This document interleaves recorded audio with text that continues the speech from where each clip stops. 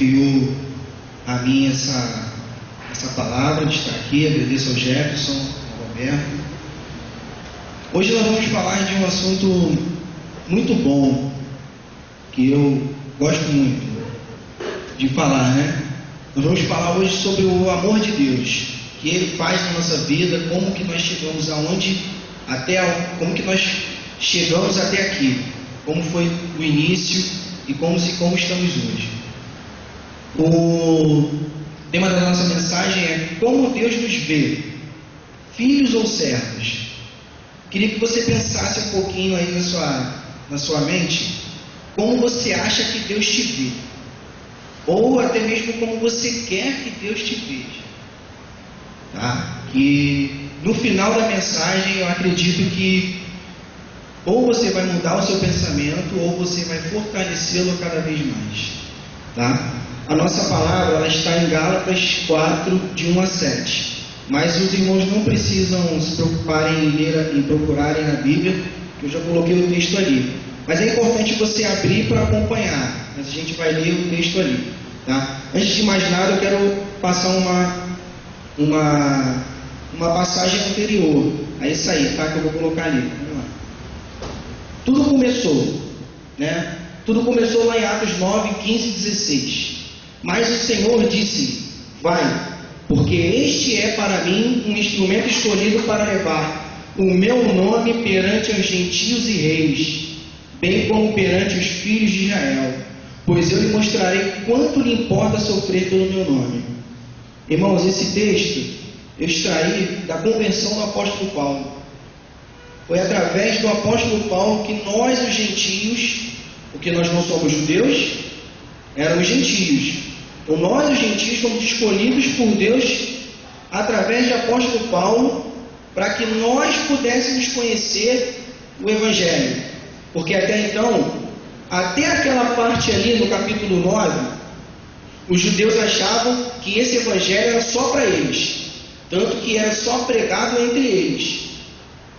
Através da convenção do apóstolo Paulo, que era um confesso seguidor do povo de Deus, Deus ele trabalhou na vida do apóstolo Paulo e ele foi quem saiu, arriscou a sua vida em nome do Evangelho, até porque era uma ordenança de Deus na vida dele, pois lhe mostrarei quanto lhe importa sofrer pelo meu nome, né? Dando uma pincelada rápida, essa passagem foi uma revelação de Deus para Ananias, que foi convocado por Deus para ir até a casa onde o apóstolo Paulo estava, e Deus falou para ele: vai lá, procura o Saulo, né, apelidado de Tarso, que lá você vai falar para ele o que realmente aconteceu na vida dele. E Ananias falou assim para Deus, né, trocando em miúdos: o senhor está me mandando para o cara que vai me matar? E Deus falou para ele assim: não, vai, porque este é para mim o instrumento escolhido para levar o meu nome perante os gentios e reis, bem como perante os filhos de Israel, pois eu lhe mostrarei quanto lhe importa sofrer pelo meu nome. A partir daí, Paulo, que tinha pedido a sua autoridade carta para ir até Damasco, para entregar às igrejas, para poder prender o povo de Deus, ele passou a pregar o Evangelho. Ele nem chegou ao primeiro ponto. Quando ele recebeu as cartas e foi para o caminho, no meio do caminho, ele se converteu. Deus fez uma mudança na vida dele. E através disso, nós fomos alcançados. Então nós vamos lá, Gálatas 4, 1, 7. Digo, pois, que durante o tempo em que o herdeiro é menor, nada se difere de escravo, posto que é ele senhor de tudo, mas está sob tutores e curadores até o tempo pré-determinado pelo Pai. Assim também nós, quando éramos menores, estávamos servilmente sujeitos aos rudimentos do mundo. Vindo, porém, à plenitude do tempo, Deus enviou o seu Filho, nascido de mulher, nascido sob a lei, para resgatar os que estavam sob a lei, a fim de que recebêssemos a adoração dos seus filhos. E porque sois, E porque vós sois filhos, enviou Deus ao nosso coração o Espírito do seu Filho que clama, Abba, Pai. De sorte que já não és escravo, porém filho, e sendo filho, também herdeiro de Deus.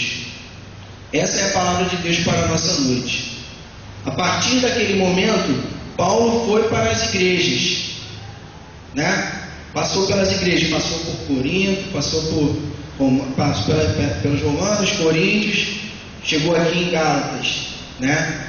E através disso, ele falou para o povo o que Deus tinha mandado para eles. Em primeiro lugar, eu quero deixar para os irmãos a seguinte questão: rudimentos do mundo. Aqui no versículo 13 ele diz assim: assim também nós, quando éramos menores, estávamos servilmente sujeitos aos rudimentos do mundo. Rudimentos do mundo significa deuses pagãos que controlavam o tempo e o espaço. Quando a gente diz deuses pagãos, é porque naquela época, né, eu vou usar sempre essa expressão nós, mas a gente vai se transportar naquela época. Naquela época nós não éramos adoradores de Deus, nós éramos adoradores dos deuses pagãos, porque Deus só era adorado pelos judeus. Então a gente era ali, controlado pelos deuses pagãos, que para nós eles trabalhavam no tempo e espaço. Então nós éramos adoradores de outros deuses, nós não conhecíamos esse Deus, porque não tinha sido passado para nós, né? E o que aconteceu? Paulo ele veio mostrar para nós que esse Deus também era para nós, para que nós pudéssemos recebê-lo. Próximo tópico diz o seguinte: plenitude dos tempos. Tempo determinado por Deus, ponto central da história, tá? No versículo 4, ele diz o seguinte: porém, a plenitude do tempo, vindo porém a plenitude do tempo, Deus enviou seu Filho, nascido de mulher, nascido sob a lei. No tempo certo, como diz ali, tempo determinado por Deus, Deus enviou Jesus para que nós pudéssemos receber esse Evangelho do Reino, a Boa Nova, a salvação em Cristo. Ele nos abriu essa oportunidade. Próximo tópico. Enviou nascidos de mulher. Indica a preexistência de Jesus. O enviou, né? Como está bem dizendo aqui, na plenitude do tempo, Deus enviou o seu Filho. Então, quando ele diz aqui, enviou o seu Filho, significa que Cristo já existia. E ele veio como nós, nascido de mulher. A única diferença é que ele veio do nascimento de uma virgem, né, concebida pelo Espírito Santo, a gravidez de Maria, e Jesus, o nosso Salvador, ele veio. Coloquei ali uma foto da minha esposa e do meu filho, que modéstia à parte é muito bonitinho, né? Puxou a mãe. Bonitinho não, bonitinho é um ferro arrumado, né? É gato mesmo. Dá muito trabalho isso aí. E para que nós pudéssemos configurar essa questão, né? Nascido de mulher, Deus ele colocou o seu Filho como nós, para que vivesse no meio de nós e nos mostrasse que ele tem amor por nós. Próximo. Olha que coisa linda. Gostosão do papai. O amor dele por nós. Olha só que bacana. Para resgatar os que estavam sob a lei, a fim de que recebêssemos a adoção de filhos. Irmãos, quando a gente faz a adoção de um filho, nós, né, fazemos a adoção de um filho, esse filho, ele recebe todos os direitos de um filho natural, né?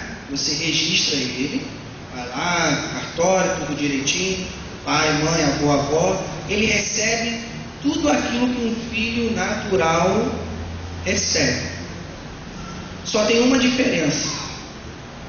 O filho, o seu filho, né? O meu filho, por exemplo, ele tem o meu DNA, o meu e o da minha esposa. Então, é interessante porque ele sente calor como eu, mas não gosta de banho frio como a minha esposa. Quando a gente bota ele para tomar banho frio, ele fica assim, ó, na aguinha, porque não quer entrar na água, porque está fria.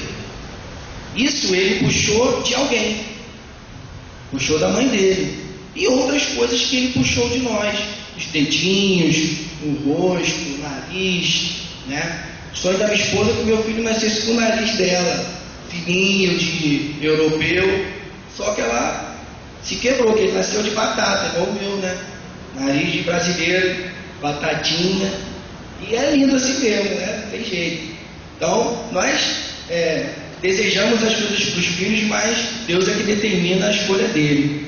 Então, irmãos, voltando aqui à nossa mensagem, quando nós adotamos um filho, ele só não recebe o nosso DNA. Ele recebe todos os direitos, menos o nosso DNA. Se nós formos fazer um exame, vai ser constatado que ele não tem o nosso DNA. Isso não é o problema, não é uma questão, é só uma ilustração que eu estou colocando. Mas Deus, quando Ele nos adotou por completo. Nós recebemos todos os direitos de filho, assim como Jesus. Através da morte dele, todos nós recebemos o direito de filho. Olha só que bacana. Direitos de filho, irmão, são muitas coisas, muitas coisas. Às vezes a gente fica triste, se aborrece, sabe, no trabalho. Às vezes a gente se entristece com algumas coisas que acontecem na nossa vida, mas isso é permissão de Deus na vida da gente, tá? Hoje de manhã o Rogério fez uma pergunta para a igreja que ele diz o seguinte: será que existe em você um pecado ao qual Deus nunca te perdoaria? Pois Ele perdoa, porque para Ele não existe impossível.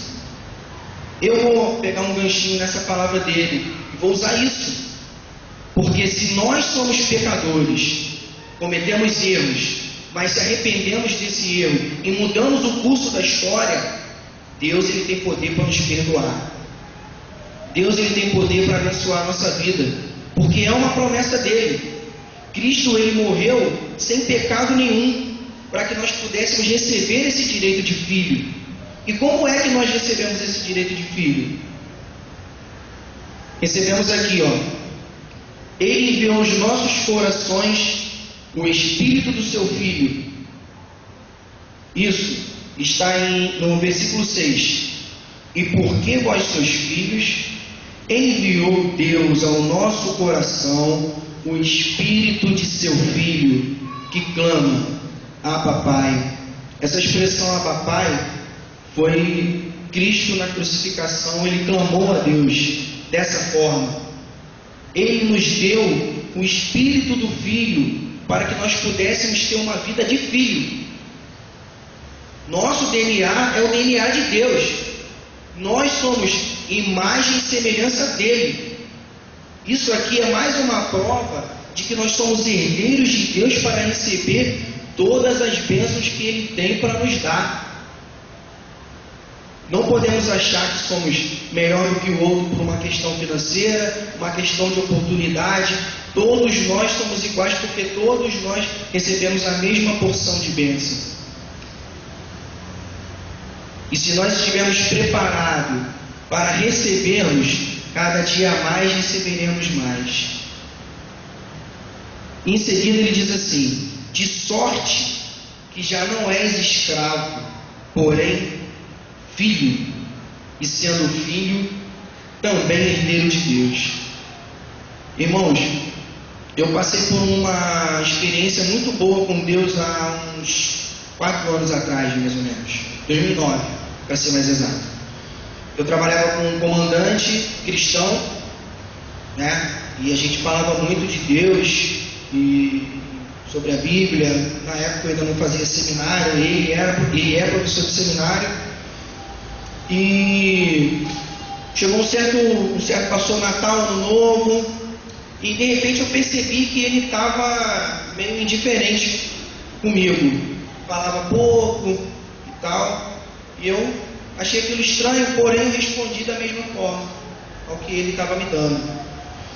Um dia ele me chamou me chamou na sala dele com um outro motorista e falou para mim: Clécio, tive que fazer uma escolha, vou ter que te tirar, vou ter que botar outra pessoa no teu lugar e tudo. Até então eu fiquei sem entender, porque eu nunca tinha chegado atrasado, nunca tinha dado nenhum tipo de problema. Eu falei: está acontecendo alguma coisa? Fiz alguma coisa de errado? Não é isso, é porque eu vou ter que dar a vaga para uma outra pessoa, um amigo que me pediu e tal, enfim.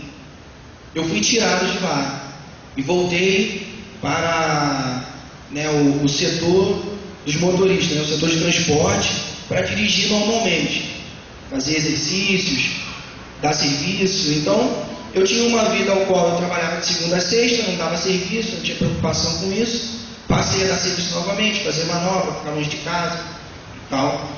E aquilo me entristeceu muito. Compartilhei com a minha esposa, ela acompanhou o período. Logo depois, uma semana depois, lá no transporte, eu revi 2 amigos e estava no período da prova de sargento e eles falaram: e aí, Clécio, vamos fazer a prova? Eu falei: cara, eu estou desanimado, não quero fazer a prova não. Já tentei 2, não consegui, não estudei, nem estudei para essa. E a prova era no mês seguinte. E eles ficaram no meu pé: não, vai estudar com a gente. Que isso? Não, vai dar mole, não quero, não, vai estudar sim. Enfim, irmãos, ouvi a voz de Deus, cedi, porque um desses 2 amigos era evangélico, e ele chegou para mim e falou: e a promessa de Deus para a nossa vida? Se nós somos filhos de Deus e a promessa de Deus está jogando fora? Ouvi a voz de Deus naquele dia e comecei a estudar. Eu estudei uma semana. Eu saía daqui de Paciência, ia para Nova Iguaçu, estudar lá em Nova Iguaçu, chegava lá 9 horas da manhã e saía às vezes 9 horas da noite. Passava o dia inteiro lá estudando com eles e tal. Enfim, veio a prova, fiz a prova, fui aprovado no concurso para a prova de sargento, ao qual agora, no meio do ano, vou ser promovido a sargento, vou para o curso e vou ser promovido. Então, tudo isso aconteceu na minha vida por ordem de Deus, porque eu assumi que sou filho de Deus, herdeiro do que Ele tem de melhor para mim. E depois de tudo isso acontecido, eu vim para a igreja, numa das orações que nós fizemos aqui na frente, eu senti o desejo de ir contar essa experiência para o comandante, que apesar de eu ter parado de trabalhar com ele sempre me abriu as portas para conversar, passava pelo pátio, me cumprimentava, perguntava pela família e tal. Um belo dia eu pedi audiência e conversei com ele. Quando eu conversei com ele, muito emocionado, ele chegou para mim e falou assim: bom, agora eu acho que você está preparado para ouvir o que realmente aconteceu. O que acontece? Naquele período que eu fiquei sem falar com você, eu estava em oração, porque num domingo na igreja, Deus falou comigo que era para mim, tirar você de motorista, porque Deus tinha uma obra na tua vida. Eu não sabia qual era, mas eu ia ver depois. E eu fiquei perguntando para Deus aquilo: mas por que? O rapaz é correto e tudo. Deus ordenou a ele e ele cumpriu a voz de Deus. Ele ouviu o que Deus tinha mandado ele fazer. E ele falou para mim isso. Falou assim: olha, Clécio, eu não queria que você saia, não queria a sua saída do setor. Deus que determinou isso, porque era isso que Deus queria fazer na sua vida. E Ele falou para mim que eu ia ver o que Deus tinha para fazer na sua vida. E hoje eu dou glórias a Deus por isso. E a gente orou junto, Ele chorou comigo, uma autoridade, um homem, um comandante, chorar junto com uma simples praça, um simples cabo. Ele deu a mão a mim, orou comigo, chorou comigo e falou assim: Deus é contigo, Deus abençoa a sua vida. E eu falei para ele: Deus abençoa a sua vida, porque através do Senhor Deus abriu a porta para mim. Se o Senhor não tivesse dado ouvido a Deus, eu não teria recebido essa bênção, com certeza, sem sombra de dúvidas. Deus, Ele determinou tudo no tempo certo para a minha vida. Eu acredito que se eu der aqui oportunidade, várias pessoas têm uma bênção para contar, Porque nós fomos escolhidos filhos de Deus, nós fomos escolhidos para receber aquilo que Ele tem de melhor, tesouro do céu que Ele tem para nos dar. Né? Hoje nós temos aí, quem tem, né, tem sua esposa, seu marido, seus filhos. Isso são bênçãos de Deus para a nossa vida. Né? Eu falava aqui anteriormente o que você diz para o seu filho na hora da raiva. Né? Eu costumo dizer para ele assim: meu filho, Deus tem misericórdia de nós. Porque às vezes ele é meio bagunceiro, está descobrindo as coisas, está aprendendo as coisas. Então às vezes ele tira do sério. Às vezes quando eu ligo para casa: oi irmão, está tudo bem? Meu filho, pelo amor de Deus, não mexe aí. É assim que eu escuto. Glória a Deus por isso. Porque ele está aprendendo as coisas, ele está se acostumando com a vida que ele vai lidar aqui fora. Chora, reclama quando a gente não deixa. Por quê? Porque é o nosso papel. Você imagina ele que não entende nada reclamar de uma coisa, querendo falar com a gente uma coisa, e a gente não conseguir entender. E ele chora, e ele reclama, e ele desobedece. É mais ou menos isso que Deus vê na gente. A gente quer uma coisa, não ganha, bate o pezinho, reclama, Deus não me abençoa e tal. Mas Deus é que sabe lá na frente. Nós, como pais, temos uma visão de filho e a gente tem uma visão limitada. A gente imagina que futuramente possa prejudicar alguma coisa no nosso filho. Então a gente toma uma postura. Deus, ele não imagina, ele vê. E ele sabe o que vai acontecer naquele determinado momento. E ele só dá aquilo que ele sabe que vai mudar a nossa vida. E que a nossa vida não vai mudar por aquilo.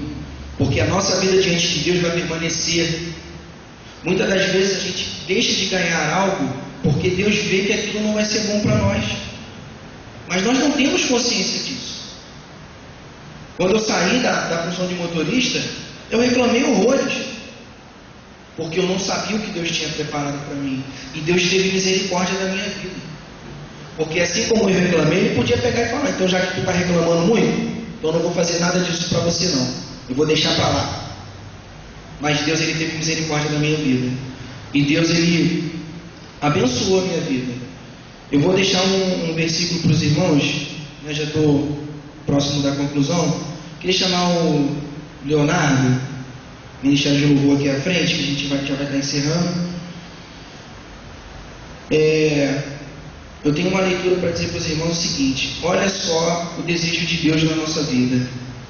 Olha o que Ele faz na nossa vida. Isaías 49:15. Ele diz o seguinte: acaso pode uma mãe esquecer-se do filho que ainda mama, de sorte que não se compadeça do seu filho no seu ventre? Mas ainda que essa mãe venha se esquecer dele, eu todavia não me esquecerei de ti. Não sou eu que estou dizendo isso, é a palavra de Deus. A palavra de Deus, quando nós lemos ela, é Deus falando conosco. Então nesse momento, quando ele diz aqui: mas ainda que eu viesse a se esquecer, que a sua mãe viesse a se esquecer dele, eu todavia não me esquecerei. Então, quando a bênção não vier, sabe o que você faz? Eu sou filho de Deus, na hora certa ela vai chegar. Eu tenho 13 anos de serviço militar. Para ser mais direto, eu era para ser sargento desde 2009. Houve um atraso na minha carreira, então era para ser desde 2010. Eu não fui. Mas não fui, não é por burrice minha não. Foi porque a plenitude do tempo de Deus era essa. Deus escolheu o período certo. Através disso, eu pude fazer o seminário, ao qual já estou em fase de conclusão. Eu pude conhecer outros lugares, outros quartéis que eu conheci muitas pessoas. Conheci a Engepron, que é uma empresa onde eu trabalho hoje. que lá eu fui muito abençoado, mas muito mesmo, tanto financeiramente quanto espiritualmente, porque lá eu tive experiências boas com Deus. Financeiramente, porque eu trabalhei naquela empresa e conheci muitas pessoas, e quando meu filho nasce, perto dele nascer, os amigos fizeram um chá de fralda e eu ganhei 150 pacotes de fralda. O meu filho, eu só comprei fralda para ele com 1 ano e meio, 1 ano e 1 mês. Até 4 meses atrás, o meu filho usava a fralda que ele ganhou. E eu ganhei pacotinho, monte. Lá em casa, eu não tinha onde guardar. Deus abençoou a minha vida naquele lugar, porque Deus sabia da minha necessidade. O meu filho, durante 1 ano, ele teve que tomar um NAN, uma latinha, no mais barato é R$18. Eu não comprei fralda, mas Deus proveu eu comprar 1 ano de NAN para o meu filho, sem nunca eu precisar botar água a mais ou a menos no leite dele, porque Deus abençoou a minha vida.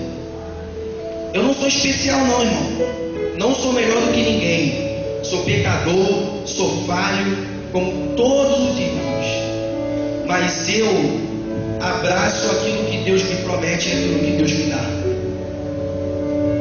Uma vez um amigo chegou para mim e disse assim: eu queria ter a metade da tua autoestima, para ver se eu conseguia visualizar algo bom na minha vida, porque eu não consigo entender como você consegue ver coisas boas nas suas dificuldades. Eu falei para ele um dia: não sou eu que vejo, Deus me mostra. Deus me mostra o desejo dele na minha vida. E esse ano, irmãos, depois desses 13 anos de dificuldade, é um ano que eu vou receber a minha vitória. É um ano que eu determinei que Deus vai mudar a minha vida. Minha vida financeira, o meu casamento, tudo que Deus tem feito na minha vida. E não é por causa de dinheiro não, irmãos. É porque eu determinei que esse ano vai ser melhor que o ano passado. Assim como o ano passado eu determinei que seria melhor que o outro, e assim foi. Assim como 2014 eu vou determinar que o ano de 2013 foi bom, mas o de 2014 vai ser muito melhor. Determine isso na sua vida, irmãos. Coloque isso no seu coração, que Deus ele faz o melhor para você, sempre. Queria que você abaixasse nesse momento a sua cabeça. O Ministério de Louvor vai estar cantando um hino. Queria que os irmãos meditassem nesse hino.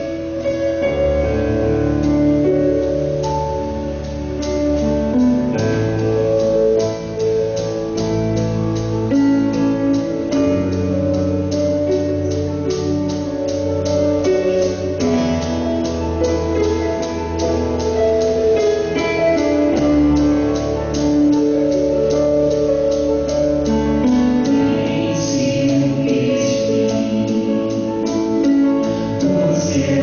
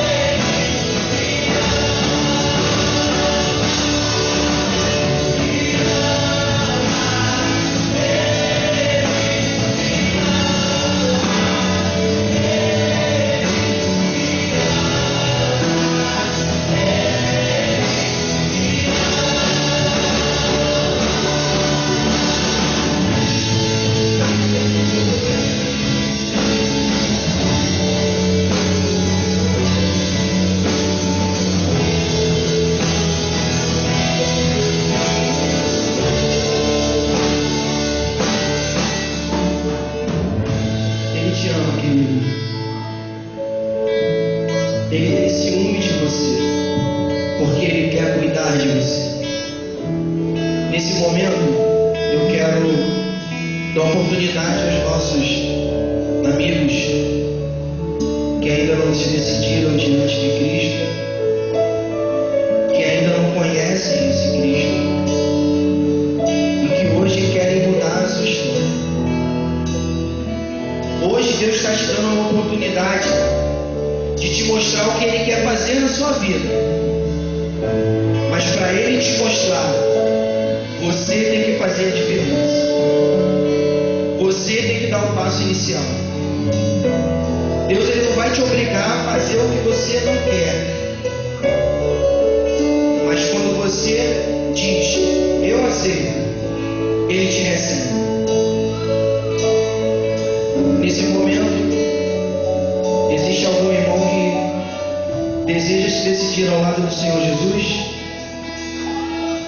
Algum irmão que nos visita nessa noite deseja se colocar diante do Cristo para receber dele a adoção de filho e mudar a sua história? Alguém? Entendo eu então que todos nós aqui somos salvos em Cristo Jesus. Todos nós somos filhos e recebemos dele a vitória. Quando meu filho nasceu, eu peguei ele no colo e disse para ele que eu faria o possível e o impossível para ser o melhor para ele. Trabalharia noite e dia para poder nunca deixar faltar nada para ele. Prometi para ele que ele ia ser um menino feliz, apesar de todas as dificuldades. Fiz o que o pai de Noé fez com ele quando ele nasceu. Abençoou a vida dele. Creio eu que muitos aqui fizeram o mesmo. Deus fez isso conosco. Quando nós nos decidimos estar do lado dele, Ele nos abraçou e disse: a partir de agora, eu cuido de você. Então vamos deixar que o Espírito Santo de Deus cuide de nós. Vamos deixar Deus falar no nosso coração e vamos receber de Deus aquilo que Ele tem de melhor, em nome de Jesus. Eu agradeço a Deus a oportunidade, em nome de Jesus. Que Deus abençoe os irmãos, que assim como essa palavra falou no meu coração, que ela fale no seu coração também. Que o irmão receba essa vitória, que o irmão creia na mudança